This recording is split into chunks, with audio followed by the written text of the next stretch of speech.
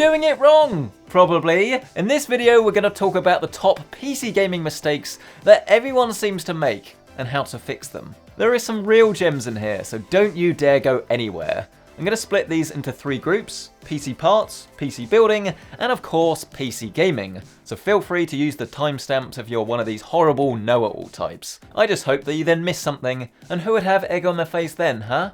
Huh? Huh? Find out after a short word from this video's sponsor. I really should stop insulting my audience, shouldn't I? Want to grab some huge PC gaming goodies?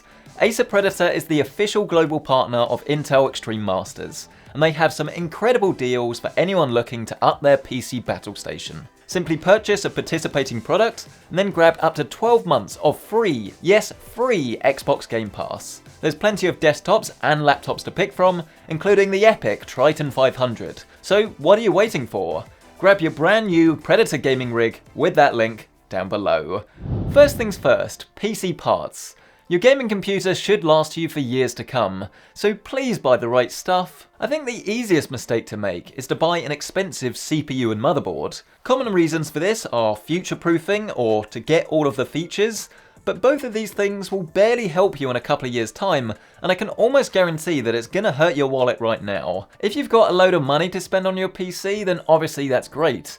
But you should always get something that is appropriate for your graphics card. As a general rule, an RTX 3060 or lower would be great with a 6-core chip, like the Ryzen 5600X or maybe the Core i5 11600, while anything higher end is probably worthy of an 8-core processor like the 5800X or the 11700. Cutting back on your motherboard isn't going to hurt your frame rate either.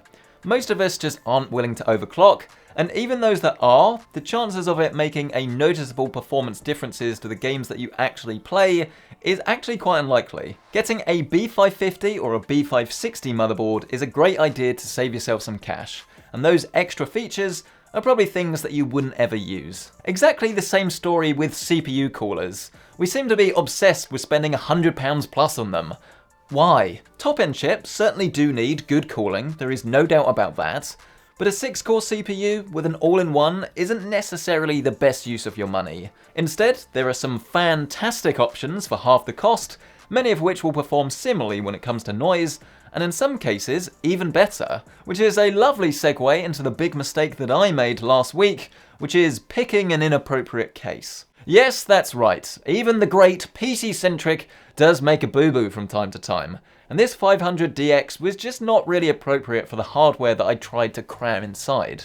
It was worth it just to illustrate the issues that you can get by ordering everything online, as while everything was compatible, the radiator didn't fit at the top, and the graphics card was so big that airflow was pretty shoddy. Always plan your build carefully and make sure that the size and ventilation are up to scratch for whatever it is that you plan to create. The final component actually sits on your desk, the monitor, and this is a mistake that actually makes me very sad inside. Please, for the love of everything that is RGB, don't use a cheap-ass monitor with your super expensive gaming PC. It is such a sad sight to behold. There is absolutely nothing wrong with using something like this on a temporary basis. It's a solid way to get a better system up front, but if you're using a 1080p 60Hz monitor with an RTX 3070, then your priorities are definitely all wrong. You can get 144Hz panels for under £200, and they make the world of difference. Seriously, a great PC deserves a great monitor. Alrighty, next up, the build process. PCIe Generation 4 SSDs have arrived, and they bring super fast storage to the masses.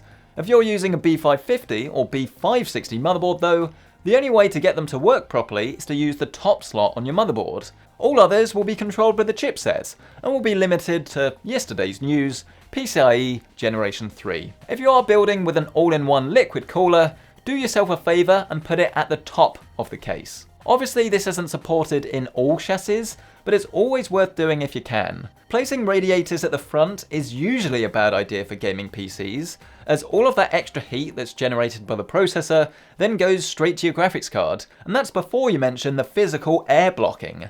Sure, the CPU will definitely run a little bit warmer, but this is unlikely to affect your gaming frame rate, whereas a loud and throttling graphics card almost certainly will. There's also memory speed to consider. Did you know that the speed that it says on the box isn't necessarily what you're actually going to get in your gaming PC? You have to turn it on in the BIOS. There's a one-click button called XMP, or Extreme Memory Profile, usually right on the home splash screen after you've mashed that delete key. Toggle this button, and then assuming that there are no compatibility issues, Windows will then show your RAM running at its proper rated speeds, with a high chance of larger frame rates in certain games. Once you're in Windows, there are some extra optimizations that you should probably make. Too many startup apps is a common thing for people to get wrong, as they take time for your PC to open, and they can constantly use resources in the background, even if your PC's been on for half an hour. Simply search for Startup in the Windows bar, and then untick anything that's non-essential. Another one is using out-of-date drivers. This is a game-critical mistake that you have to rectify, as any new games or hardware will usually see big gains to smoothness and FPS with every new driver release. In some cases, we're talking 10% plus, so ensure GeForce Experience or Radeon software is properly set up to inform you of any new drivers. Here's one for the big boys out there: FreeSync and G-Sync, something that is enabled by default. Right? Well, the answer is sort of. If you've never checked, the answer may well be no. NVIDIA G-Sync is only enabled on certain panels automatically, and even then, it's only configured to work in full screen mode, rather than full screen and borderless window. Not only that, but non-certified panels are actually disabled out of the box, and require a manual override tick box to actually get them properly working. The last Windows trick is something that good old Broken Record Centric seems to go on about all of the time, because it is so important. Please tune your fans. Do it now. Or maybe after you've liked and subscribed. There is no excuse, as it is so simple. Just download the software from your motherboard manufacturer's website, ensure all of the fans are actually connected to it, and then run the tuning utility. It only takes about 5 minutes, and it will ensure that your fans are only audible when they need to be. Don't be one of these people that have a jet engine sitting on their desk just for emails. You're not in bloody Top Gun. Let's press on to gaming though, and the number one mistake that PC gamers make is not understanding what the in-game settings actually do. I totally appreciate that it is a bit of a minefield, but it's worth a 15-minute read up to be fully equipped for your whole gaming life. You don't need to turn all of the settings up to max, but likewise there are definitely some key settings that should only be lowered down if you're in some sort of frame rate emergency. Textures, for instance, should always be set as high as your VRAM allows, while shadow quality, ray tracing, and ambient occlusion are very taxing settings that should be your first port of call to claw back some lost FPS. And on this note, if you're playing multiplayer, even if you have a top-end graphics card, turning all of the settings up to Ultra might not be the smartest choice. Other than the key settings, any visual eye candy does you no good at racking up frags, so always be aware of what your frame rate is, and whether the image quality versus FPS trade-off is actually worth it. There's one setting that I know a lot of people don't fully understand, and that's FOV, or field of view. Think of this as toggling between a standard and an ultra-wide camera lens.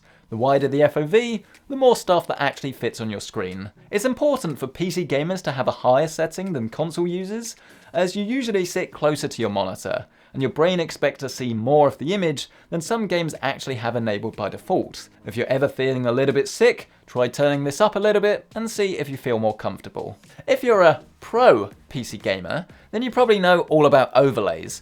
Discord, Afterburner, FrameView, all are great all of the time.